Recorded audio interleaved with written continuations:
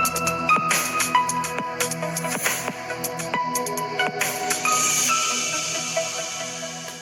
Guys, എല്ലാവർക്കും മറ്റൊരു പുതിയ വീഡിയോയിലേക്ക് സ്വാഗതം. പരീക്ഷ സമയത്ത്, അതായത് മോഡൽ എക്സാം ഒക്കെ കഴിഞ്ഞ് നിങ്ങൾ ആ ഒരു പരീക്ഷ പ്രിപ്പറേഷൻ ഫേസിലാണ് ഈ വീഡിയോ കാണുന്നതെങ്കിൽ തീർച്ചയായിട്ടും സ്കിപ്പ് ചെയ്യരുത്. കാരണം ഒരുപാട് വിദ്യാർത്ഥികൾക്ക് ഈ പരീക്ഷ എഴുതുന്നതിന് മുമ്പ് തന്നെ വാല്യുവേഷൻ എങ്ങനെയാകും, എന്തൊക്കെയാണ് അതിന്റെ ക്രൈറ്റീരിയസ്, എങ്ങനെ ഇംപ്രസ് ചെയ്യിപ്പിക്കാം, അതുപോലെ തന്നെ താൻ ഇനി എത്ര എഴുതിയാലും മാർക്ക് കിട്ടാതെ പോകുമോ, ജയിപ്പിച്ചൊക്കെ വിടോ, ഗ്രേഡ് കൂടുതൽ കിട്ടോ എന്നൊക്കെയുള്ള കൺഫ്യൂഷൻസും ആശങ്കകളുമാണ്. അപ്പോൾ അങ്ങനെയുള്ള വിദ്യാർത്ഥികളോടാണ് പേടിക്കാൻ ഒന്നുമില്ല. തീർച്ചയായിട്ടും ഈ വീഡിയോ കണ്ട് കാര്യങ്ങൾ മനസ്സിലാക്കുക. നിങ്ങൾക്ക് ഒരുപാട് ഇൻപുട്സ് കിട്ടും. അത് നിങ്ങളുടെ പരീക്ഷാ പേപ്പറിൽ പകർത്തിയാൽ മാത്രം മതി. വാല്യുവേഷൻ എന്ന് പറയുന്നത് നിങ്ങൾക്ക് അങ്ങോട്ട് മാർക്ക് തരുന്ന ഒരു പ്രൊസീജിയറായി മാറും. ഇത് ഉറപ്പ് തരികയാണ്. സോ നമുക്ക് വീഡിയോയിലേക്ക് കിടക്കാം.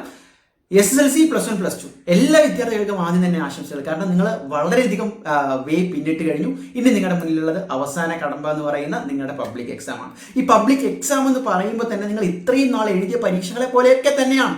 നിങ്ങൾ ജസ്റ്റ് എന്ത് ചെയ്യുക, ഒരു ഇൻവിജിലേറ്റർ അഡീഷണൽ ആയിട്ട് വരുന്നു. നിങ്ങളുടെ പേപ്പർ നോക്കുന്നത് നിങ്ങളെപ്പോലെ മറ്റ് സ്കൂളുകളിൽ പഠിപ്പിക്കുന്ന അധ്യാപകർ, അതായത് നിങ്ങളെ പഠിപ്പിക്കുന്ന നിങ്ങളുടെ അധ്യാപകരെ പോലെ തന്നെ വേറെ സ്കൂളുകളിൽ വേറെ കുട്ടികളെ പഠിപ്പിക്കുന്ന അധ്യാപകർ നിങ്ങളുടെ പേപ്പർ നോക്കുന്നു എന്ന ഒരൊറ്റ ഡിഫറൻസ് മാത്രമേ ഉള്ളൂ. അതും പോലെ തന്നെ ഇനി അഥവാ ഗ്രേസ് മാർക്കുകൾ ഉണ്ടെങ്കിൽ ആ മാർക്കിനോടൊപ്പം ചേർത്ത് അഡീഷണലി നിങ്ങളുടെ റിസൾട്ട് എൻഹാൻസ് ചെയ്യുന്ന ഒരു പരീക്ഷ, അവസാനം ഒരു സർട്ടിഫിക്കറ്റും കിട്ടുന്നു.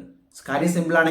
ഇനി അതിന്റെ വാല്യുവേഷനിലേക്ക് വന്നു കഴിഞ്ഞാൽ ഇത്തവണ 2026 വാല്യുവേഷൻ ക്യാമ്പുകൾ നമുക്ക് എന്തായാലും ഗുഡ് ന്യൂസ്, പോസിറ്റീവ് ന്യൂസ് തന്നെ പ്രതീക്ഷിക്കാം. ഞാൻ ഈ പറയാൻ 5 കാരണം കൂടിയുണ്ട്. ഇത് കേൾക്കുമ്പോൾ നിങ്ങൾക്ക് മനസ്സിലാകും. അതിലൊന്നാമത്തേത് SLC-കാരെ സംബന്ധിച്ചാൽ നിങ്ങളുടെ ടെക്സ്റ്റ് ബുക്കും ക്വസ്റ്റ്യൻ ടൈപ്പും മാറി എന്നുള്ളതാണ്. സാധാരണ നമ്മൾ ഈ എഡ്യൂക്കേഷൻ മേഖലയിൽ കണ്ടുവരുന്നതാണ്, ഇൻവിജിലേറ്റർമാരെല്ലാവരും കൂടി പരീക്ഷാ ഹാളിലെത്തുന്നതിന് മുമ്പ് അവർക്ക് ചില പ്രധാനപ്പെട്ട നിർദ്ദേശങ്ങൾ കൊടുക്കാറുണ്ട്. അതുപോലെ തന്നെ നിങ്ങളുടെ പേപ്പറുകൾ നോക്കുന്ന വാല്യുവേഷൻ ക്യാമ്പുകൾ തുടങ്ങുമ്പോൾ ഓരോ സെന്ററുകളിലും അതിനൊരു മെയിൻ ഉണ്ടാകും. അവിടെ വരുന്ന ടീച്ചർമാർക്ക്, ഈ വാല്യുവേഷൻ ക്യാമ്പിലുള്ള ടീച്ചർമാർക്ക് കൃത്യമായിട്ടുള്ള നിർദ്ദേശങ്ങളും ആൻസർ കീയും കൊടുത്തിട്ടുണ്ടാകും. അപ്പോൾ അതിനനുസരിച്ച് ആ ഹിന്റുകളുണ്ട്, ആ ഇക്വേഷൻസ് ഉണ്ട്, അല്ലെങ്കിൽ ആ രീതിയിൽ അവർ എഴുതിയിട്ടുണ്ട്, ആശയമുണ്ട് എങ്കിലൊക്കെ അവരെന്ത് ചെയ്യുക, മാർക്ക് കൊടുക്കുകയാണ് പതിവ്. ഇനി എന്തെങ്കിലും ഡൗട്ട് വന്നാലാണ് ആ മെയിനുമായിട്ട് വീണ്ടും ഒരു ഡിസ്കഷൻസും അവസാനം ഏത് രീതിയിലുള്ള മാർക്ക് കൊടുക്കണം എന്നൊരു അവസാന ഘട്ട തീരുമാനത്തിൽ എത്തുന്നത്. ഓക്കെ, ഈ രീതിയാണ് പതിവായിട്ട് വരുന്നത്. അപ്പോൾ ഈ ടീച്ചർമാർക്ക് എല്ലാവർക്കും അറിയാം ഇത്തവണ ടെക്സ്റ്റ് മാറിയിട്ടുണ്ട്, ഇത്തവണ സിലബസ്, അതെ ടെക്സ്റ്റ് സിലബസ് ആകെ മാറിയിട്ടുണ്ട്, ക്വസ്റ്റ്യൻ ടൈപ്പ് പേപ്പറും മാറിയിട്ടുണ്ട്. അപ്പോൾ അതേ ടീച്ചർമാർ സ്വന്തമായിട്ട് പഠിപ്പിച്ച മക്കൾക്ക് ഉണ്ടാകുന്ന ബുദ്ധിമുട്ടുകൾക്ക് എന്തായാലും അറിയാം, അവർ ഓൾറെഡി സാക്ഷ്യം വഹിച്ചിട്ടുണ്ട്. അപ്പോൾ ആ രീതിയിലൊരു കൺസിഡറേഷൻ ഇത്തവണ ഉണ്ടാകും എന്ന് തന്നെയാണ് നമ്മൾ പ്രതീക്ഷിക്കുന്നത്. പല അധ്യാപകരും പങ്കുവെക്കുന്നത്. ഇതൊരു മിഥ്യാധാരണയോ അല്ലെങ്കിൽ വായുവിൽ നിന്ന് വിളിച്ച് പറയുന്നതൊന്നുമല്ല. അങ്ങനെ ഒരു സാഹചര്യം നിങ്ങൾ തന്നെ ആലോചിച്ച് കഴിഞ്ഞാൽ, പ്രത്യേകിച്ച് രക്ഷകർത്താക്കളൊക്കെ ഒന്ന് ചിന്തിച്ച് നോക്കൂ. PTA മീറ്റിംഗ് ഒക്കെ കഴിഞ്ഞ് വരുന്ന അധ്യാപകരാണ് പലരും. അപ്പോൾ അവർക്ക് കൃത്യമായിട്ട് അത് അറിയാം. അത് നിങ്ങൾക്ക് എന്തായാലും ഒരു അഡ്വാൻറ്റേജ് ക്രിയേറ്റ് ചെയ്യും. ഒന്നാമത്തെ കാര്യം. രണ്ടാമത്തെ കാര്യം, ഈ വാല്യുവേഷനിൽ നോക്കുന്ന അധ്യാപകരെ നിങ്ങളുടെ ടീച്ചർമാരെ പോലെ മാറ്റിയെടുത്തുകൊണ്ട് എങ്ങനെ ഇംപ്രസ് ചെയ്യിപ്പിക്കാം എന്നുള്ളതിൽ നിങ്ങൾക്കും പങ്കുണ്ട്. ഒന്ന് വാല്യുവേഷൻ ഞാൻ പറഞ്ഞു, രണ്ടാമത്തത് ഇംപ്രഷനാണ്. നമ്മൾ കൊടുക്കുന്ന ഇംപ്രഷനാണ്. നമ്മൾ എഴുതാൻ പോകുന്ന പരീക്ഷാ പേപ്പറിന്റെ നീറ്റ്നെസ്, കൃത്യമായിട്ട് ഹാൻഡ് റൈറ്റിംഗ് വലിയ നല്ലതല്ല എങ്കിൽ പോലും കൃത്യമായിട്ടൊരു അടുക്കും ചീട്ടയോടുകൂടി നമ്മുടെ ക്വസ്റ്റ്യൻസിനെ ആൻസർ ചെയ്യുക എന്നുള്ളതാണ്. അപ്പോൾ അതിൽ സോഷ്യൽ സയൻസ് പോലുള്ള സബ്ജക്ട്സ് ആണെങ്കിൽ, അല്ലെങ്കിൽ +1 +2 വന്നു കഴിഞ്ഞാൽ പല വലിയ തിയറി സബ്ജക്ട്സിനൊക്കെ കൃത്യമായിട്ടുള്ള പോയിന്റ്സ് ഒക്കെ ഹൈലൈറ്റ് ചെയ്തുകൊണ്ട്, പെൻസിലിട്ടെങ്കിലും അറ്റ്ലീസ്റ്റ് അണ്ടർലൈൻ ചെയ്തുകൊണ്ട് കൃത്യമായിട്ടുള്ള ഇക്വേഷൻസ് എഴുതി ആ ഒരു രീതിയിലുള്ള ഇംപ്രഷൻ ക്രിയേറ്റ് ചെയ്യുക.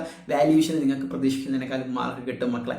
ദെൻ എല്ലാ ക്വസ്റ്റ്യനും അറ്റൻഡ് ചെയ്യുക എന്നുള്ളതാണ്. ഈ വാല്യുവേഷൻ ക്യാമ്പുകളിൽ ടീച്ചർമാർ നോക്കുന്ന മറ്റൊരു പ്രധാനപ്പെട്ട കാര്യമാണ്, ഏതെങ്കിലും ഒരു ക്വസ്റ്റ്യൻ നമ്മുടെ ഭാഗ്യം കൊണ്ട് തെറ്റായി പോയാൽ നിങ്ങൾ ക്വസ്റ്റ്യൻ നമ്പർ ഇട്ടിട്ടുണ്ടോ എന്ന് അവർ ചെക്ക് ചെയ്യും. അല്ലാതെ എല്ലാവർക്കും അതിന് മാർക്കൊന്നും കൊടുക്കില്ല.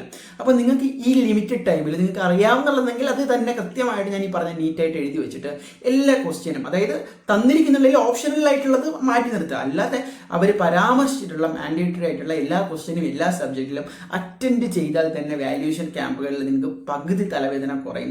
നിങ്ങളുടെ റിസൾട്ടിനെ കുറിച്ച് ടെൻഷൻ അടിക്കേണ്ട ആവശ്യമേ ഇല്ല. നിങ്ങൾ പ്രതീക്ഷിക്കുന്നതിനേക്കാളും മുകളിൽ കിട്ടാനുള്ള ഒരു സാധ്യതയാണ് അവിടെ തെളിയുന്നത്. ദെൻ ലാംഗ്വേജിലും നമ്മുടെ മാത്സിലും ഒക്കെ നിങ്ങൾ എഴുതാൻ പോകുന്ന പരീക്ഷയുടെ ആ ഒരു ഓർഡർ വളരെ ഇമ്പോർട്ടൻ്റ് ആണ്. ഇപ്പോൾ ഒരു ടീച്ചറെ തന്നെ നോക്കുന്നു. ടീച്ചർ നിങ്ങളുടെ പേപ്പർ എടുത്ത് വയ്ക്കാം. ആദ്യത്തെ 5 ക്വസ്റ്റ്യൻ ആ ഒരു വിദ്യാർത്ഥി ശരിയായിട്ട് എഴുതുക. ടീച്ചർ ടിക്ക് മാർക്ക് ഇട്ട് ഫുൾ മാർക്ക് വിട്ട് ഫ്രണ്ടിൽ അതിൻ്റെ മാർക്കും എഴുതി പോവാണ്. ആദ്യത്തെ 5 ക്വസ്റ്റ്യൻ ശരിയാക്കിയിട്ടുണ്ട്. അപ്പോൾ 6ാമത്തതും ടീച്ചറിൻ്റെ ഉള്ളിലൊരു മൈൻഡ് സെറ്റ് എന്താണ്, ഇത് ഏകദേശം കാര്യങ്ങൾ അറിയാവുന്ന വിദ്യാർത്ഥിയാണ്. അപ്പോൾ 6ാമത്തതും ആ രീതിയിലാണ് ആ മൈൻഡ് സെറ്റിലൂടെ നോക്കി പോകാൻ പോകുന്നത്. ഓക്കെ, അപ്പോൾ അറിയാവുന്ന ഓർഡറിൽ എഴുതുക എന്നുള്ളത് വളരെ ഇമ്പോർട്ടൻ്റ് ആണ്. അല്ലാതെ ആദ്യമേ കോംപ്ലക്സ് ആയിട്ടുള്ള ഡൗട്ടുള്ള ക്വസ്റ്റ്യൻസ് വലിയ മാർക്കായിരിക്കും അതൊക്കെ എഴുതി വെച്ച് തെറ്റിച്ച് വെട്ടി അല്ലെങ്കിൽ വീണ്ടും റീറൈറ്റ് ചെയ്ത് ഒരു നെഗറ്റീവ് ഇംപ്രഷൻ ഉണ്ടാക്കാതിരിക്കുക. അപ്പോൾ ഇതൊക്കെ നിങ്ങൾക്ക് ഇപ്പോഴേ ചെയ്യാൻ പറ്റുന്നതാണ്. കാരണം പരീക്ഷ കഴിഞ്ഞിട്ട് ഇതാരെങ്കിലും വന്ന് പറഞ്ഞു കഴിഞ്ഞാൽ നിങ്ങൾക്ക് ഒരുപക്ഷെ പ്രാവർത്തികമാക്കണമെന്നില്ല. അതുകൊണ്ടാണ് നേരത്തെ പറയുന്നത് വാല്യുവേഷൻ ക്യാമ്പുകളിൽ നിങ്ങൾക്ക് അനുകൂലമായിട്ടുള്ള തീരുമാനങ്ങൾ തന്നെയായിരിക്കും, പേടിക്കേണ്ട. ഞാൻ ഈ പറഞ്ഞ ചില പൊടിക്കൈകൾ നിങ്ങൾ തീർച്ചയായിട്ടും യൂസ് ചെയ്തിട്ടേ പോവാവൂ. All the best. എന്തായാലും പബ്ലിക് എക്സാമിന് വേണ്ടി നന്നായിട്ട് പ്രിപ്പയർ ചെയ്യുക. മറ്റൊരു വീഡിയോ ആയിട്ട് കാണാൻ നിൽക്കാനും നിർന്നു.